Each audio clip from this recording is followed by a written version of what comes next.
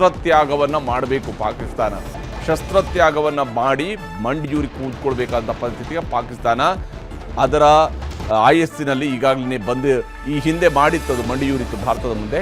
ಈಗಲೂ ಕೂಡ ಅದೇ ಪರಿಸ್ಥಿತಿಗೆ ಅದು ಬರುತ್ತೆ. ಪಾಕಿಸ್ತಾನಕ್ಕೆ ಎಚ್ಚರಿಕೆಯನ್ನು ನೀಡಿದ್ದಾರೆ ವಿದೇಶಾಂಗ ಸಚಿವ ಜೈಶಂಕರ್. ಅಷ್ಟೇ ಅಲ್ಲದೆ ಯುದ್ಧ ಪ್ರಚೋದನೆಯನ್ನು ನಿಲ್ಲಿಸಬೇಕು ಅಂತ ಹೇಳಿದ್ದಾರೆ. ಅವರು ಹೇಳಿ ಅವರ ಮಾತು ಮುಗಿಸೋದರ ಒಳಗಡೆ ಇಸ್ಲಾಮಾಬಾದ್ನ ಮೇಲೂ ಕೂಡ ವಾಯುದಾಳಿಯನ್ನು ಶುರು ಮಾಡಲಾಗಿದೆ. ಪಾಕಿಸ್ತಾನದ ಲಾಹೋರ್, ಪಾಕಿಸ್ತಾನದ ಸಿಯಾಲ್ಕೋಟ್, ಪಾಕಿಸ್ತಾನದ ಇಸ್ಲಾಮಾಬಾದ್ ಇವುಗಳ ಮೇಲೆ ಈಗ ದಾಳಿಯನ್ನು ಮಾಡಲಾಗಿದೆ. ಈ ಮೂಲಕ ಪಾಕಿಸ್ತಾನಕ್ಕೆ ಅತ್ಯಂತ ಸ್ಪಷ್ಟವಾದಂತಹ ಉತ್ತರವನ್ನು ಭಾರತದ ಕಡೆಯಿಂದ ಹೋಗ್ತಾ ಇರುವಂಥದ್ದು. ಈ ಮೇ ತಿಂಗಳಿನಲ್ಲಿನೇ ಪಾಕಿಸ್ತಾನ ತನ್ನ ಅಸ್ತಿತ್ವವನ್ನು ಕಳೆದುಕೊಳ್ಳುತ್ತೆ ಅಂತ ಹೇಳಿ ಭಾರತೀಯ ಸೇನೆ ದಾಳಿಯನ್ನು ಈಗ ಪಾಕಿಸ್ತಾನದ ರಾಜಧಾನಿಯನ್ನು ಗುರಿಯಾಗಿಸಿಕೊಂಡು ಅಟ್ಯಾಕನ್ನು ಶುರು ಮಾಡಿದೆ. ಲಾಹೋರನ್ನು ಟಾರ್ಗೆಟ್ ಮಾಡಿದೆ ಭಾರತೀಯ ಸೇನೆ ಈಗ ಲಾಹೋರನ್ನು ಟಾರ್ಗೆಟ್ ಮಾಡಿದೆ. ಇಸ್ಲಾಮಾಬಾದ್ ಮೇಲೆ ಭಾರತೀಯ ಸೇನೆ ದಾಳಿಯನ್ನು ನಡೆಸ್ತಾ ಇದೆ. ಪಹಲ್ಗಾಮ್ ದಾಳಿಯಿಂದಾಗಿ ಶುರುವಾಗಿರ್ತಕ್ಕಂತಹ ಪ್ರತೀಕಾರದ ದಾಳಿ ಪಾಕಿಸ್ತಾನದ ಆಹ್ವಾನದ ಮೇರೆಗೆ ಮತ್ತಷ್ಟು ತೀವ್ರ ಸ್ವರೂಪಕ್ಕೆ ಹೋಗ್ತಾ ಇರುವುದು ಸ್ಪಷ್ಟ ಇದೆ. ಪಾಕಿಸ್ತಾನ ಬಹುಶಃ ಬಯಸಿದ್ದಿರ್ತಿದ್ರೆ ಈ ಪ್ರತಿದಾಳಿಗಳನ್ನು ನಿಲ್ಲಿಸ್ತಿತ್ತು ಮತ್ತು ಮಂಡಿಯೂರ್ತಿತ್ತು. ಭಾರತದ ಕಡೆಯಿಂದ ಸಿಗಬಹುದಾಗಿರುವಂಥ ಪೆಟ್ಟಿನಿಂದ ತಪ್ಪಿಸಿಕೊಳ್ಳೋದಕ್ಕೆ ಅದಕ್ಕೆ ಅವಕಾಶ ಇತ್ತು. ಆದರೆ ಅದು ಅವಕಾಶವನ್ನು ಬಳಸಿಕೊಳ್ಳುವಂತಹ ದೇಶ ಅಲ್ಲ ಅನ್ನುವಂಥದ್ದು ಜಗಜ್ಜಾಹೀರಾಗಿತ್ತು.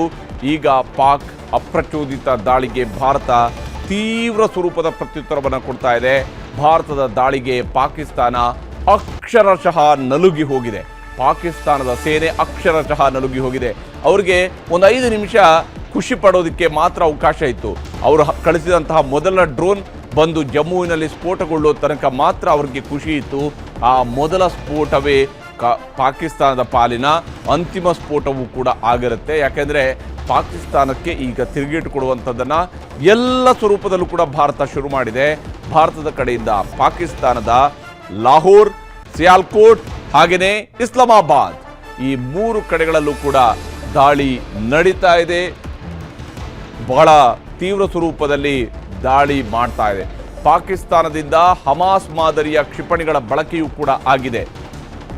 ಭಾರತದ ಕಡೆಗೆ ಬಂದಿರುವಂತಹ ಕ್ಷಿಪಣಿಗಳು ಹಮಾಸ್ ಮಾದರಿಯ ಕ್ಷಿಪಣಿಗಳ ಬಳಕೆಯನ್ನು ಪಾಕಿಸ್ತಾನ ಮಾಡಿತ್ತು. ಯಾಕಂದರೆ ಹೇಗೆ ಹಮಾಸ್ ಈ ಹಿಂದೆ ಇಸ್ರೇಲ್ ಮೇಲೆ ಏಕಕಾಲದಲ್ಲಿ ಸಂಪೂರ್ಣವಾಗಿ ಒಂದೇ ಸಲಕ್ಕೆ ಕ್ಷಿಪಣಿಗಳನ್ನು ಹಾರಿಬಿಟ್ಟಿತ್ತಲ್ಲ, ಅದೇ ಸ್ವರೂಪದಲ್ಲೇ ಇವತ್ತು ಬ್ಯಾಕ್ ಟು ಬ್ಯಾಕ್ ಕ್ಷಿಪಣಿಗಳನ್ನು ಹಾರಿಸಿತ್ತು ಭಾರತದ ಮೇಲೆ.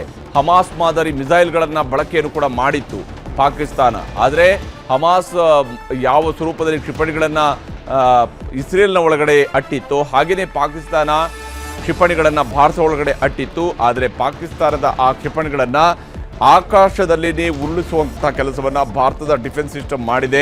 ಜೊತೆಗೇ ಪಾಕಿಸ್ತಾನಕ್ಕೆ ಹೇಳ್ತಾ ಇದೆ, ಬುದ್ಧಿ ಹೇಳ್ತಾ ಇದೆ, ತಿದ್ದಿ ಹೇಳ್ತಾ ಇದೆ, ಬಡಿದು ಹೇಳ್ತಾ ಇದೆ, ಯುದ್ಧ ನಿಲ್ಲಿಸಿ, ಯುದ್ಧಕ್ಕೆ ಪ್ರಚೋದನೆ ಮಾಡಬೇಡಿ, ಸುಮ್ಮನೆ ಕೆಣಕುವಂಥ ಕೆಲಸವನ್ನು ಮಾಡಬೇಡಿ, ಇನ್ನೊಮ್ಮೆ ಬಡಿದರೆ ಪಾಕಿಸ್ತಾನ ಇರೋದಿಲ್ಲ ಅನ್ನುವಂಥದ್ದು ಪಾಕಿಸ್ತಾನಕ್ಕೆ ಅರ್ಥ ಆಗಬೇಕಾಗಿತ್ತು.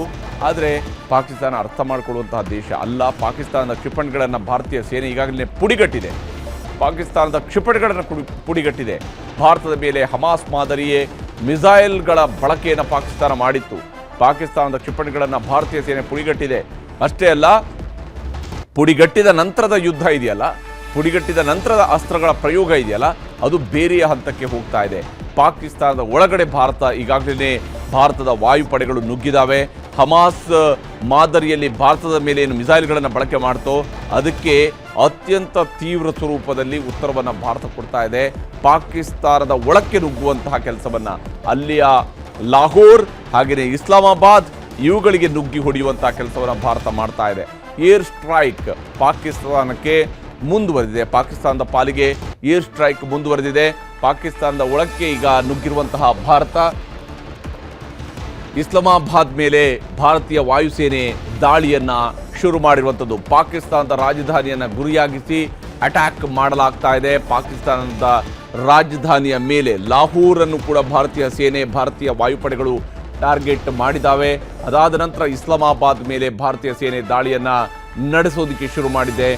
ಬಹುತೇಕ ಪಾಕಿಸ್ತಾನವನ್ನು ಆವರಿಸುವಂಥದಕ್ಕೆ ಬೇಕಾಗಿರುವಂತಹ ಎಲ್ಲ ಸಿದ್ಧತೆಗಳನ್ನು ಕೂಡ ಭಾರತ ಮಾಡಿಕೊಂಡಿತ್ತು ಮತ್ತು ಪಾಕಿಸ್ತಾನಕ್ಕೆ ಇದು ಅರ್ಥ ಆಗಿರಲಿಲ್ಲ ಅಷ್ಟೇ. ಪಾಕಿಸ್ತಾನಕ್ಕೆ ನಿಜಕ್ಕೂ ಅರ್ಥ ಆಗಿದ್ದಿರ್ತಿದ್ರೆ ಈ ಹಂತಕ್ಕೆ ಈ ಘಟನೆಯನ್ನು ತೆಗೆದುಕೊಂಡು ಹೋಗ್ತಿರಲಿಲ್ಲ.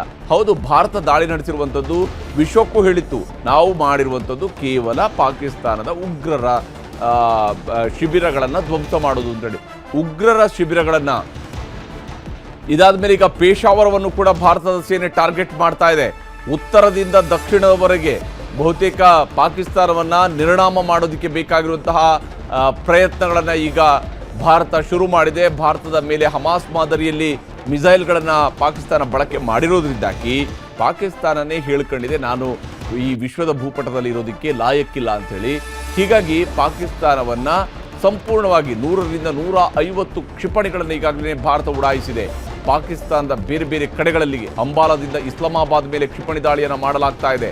ಅಂಬಾಲಾದಿಂದಲೇ ಕ್ಷಿಪಣಿ ದಾಳಿಯನ್ನು ಮಾಡಲಾಗ್ತಾ ಇದೆ. ಅಂಬಾಲಾದಿಂದ 511 ಕಿಲೋಮೀಟರ್ ದೂರದಲ್ಲಿರುವಂಥ ಇಸ್ಲಾಮಾಬಾದ್ಗೆ ಅಂಬಾಲಾದಿಂದ ನೇರವಾಗಿ ಟಾರ್ಗೆಟ್ ಮಾಡಿ ಹೊಡೆಯುವಂಥ ಕೆಲಸವನ್ನು ಈಗ ಭಾರತ ಮಾಡ್ತಾ ಇದೆ.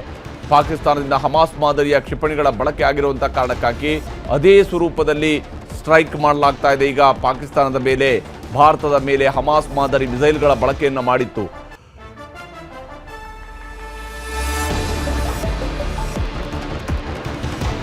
150 ಕ್ಷಿಪಣಿಗಳನ್ನು ಭಾರತ ಉಡಾಯಿಸಿದೆ. ಆ ಮೂಲಕವಾಗಿ ಪಾಕಿಸ್ತಾನವನ್ನು ಈಗ ಸರ್ವನಾಶ ಮಾಡಿಸಬೇಕಾಗಿರುವಂಥದ್ದು ಜಗತ್ತಿನ ಅಗತ್ಯತೆ ಆಗಿರೋದ್ರಿಂದಾಗಿ ಇಸ್ಲಾಮಾಬಾದ್ ಮೇಲೆ ಈಗ ಏನು ರಾಜಸ್ಥಾನದ ಅಂಬಾಲಾದಿಂದ 511 ಕಿಲೋಮೀಟರ್ ದೂರದಲ್ಲಿರುವಂತಹ ಇಸ್ಲಾಮಾಬಾದ್ಗೆ ಭಾರತ ಈಗಾಗಲೇ ಕ್ಷಿಪಣಿಗಳನ್ನು ಉಡಾಯಿಸಿದೆ.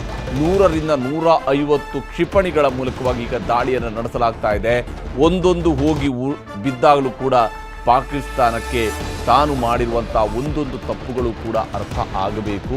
ಪಾಕಿಸ್ತಾನ ಯಾವ ಸ್ವರೂಪದಲ್ಲಿ ಭಾರತದಲ್ಲಿ ಅಲ್ಲೋಲ ಕಲ್ಲೋಲವನ್ನು ಪದೇ ಪದೇ ಸೃಷ್ಟಿ ಮಾಡಿಸುವಂತಹ ಕೆಲಸವನ್ನು ಮಾಡ್ತಾ ಇತ್ತು, ಹೇಗೆ ಪಾಕಿಸ್ತಾನ ಭಾರತವನ್ನು ಕೆಣಕುವಂತಹ ಪ್ರಯತ್ನವನ್ನು ಪ್ರತಿ ಬಾರಿ ಮಾಡ್ತಾ ಇತ್ತು, ಈ ಎಲ್ಲದಕ್ಕೂ ಕೂಡ ಉತ್ತರವನ್ನು ಕೊಡುವಂತಹ ಕಾಲ ಈಗ ಸನ್ನಿಹಿತ ಆಗಿದೆ ಪಾಕಿಸ್ತಾನಕ್ಕೆ.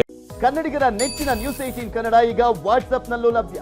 ಕರ್ನಾಟಕ, ದೇಶ ವಿದೇಶಗಳ 360 ಡಿಗ್ರಿ ಸುದ್ದಿಯ ವಿವರಗಳನ್ನ ನಿಮ್ಮ ಕೈ ಬೆರಳುಗಳಲ್ಲೇ ಪಡಿಲಿಕ್ಕೆ ಈ QR ಕೋಡ್ ಅನ್ನ ಸ್ಕ್ಯಾನ್ ಮಾಡಿ, ನಮ್ಮ ಚಾನಲ್ ಫಾಲೋ ಮಾಡಿ, ನೋಟಿಫಿಕೇಶನ್ ಆನ್ ಮಾಡಿ.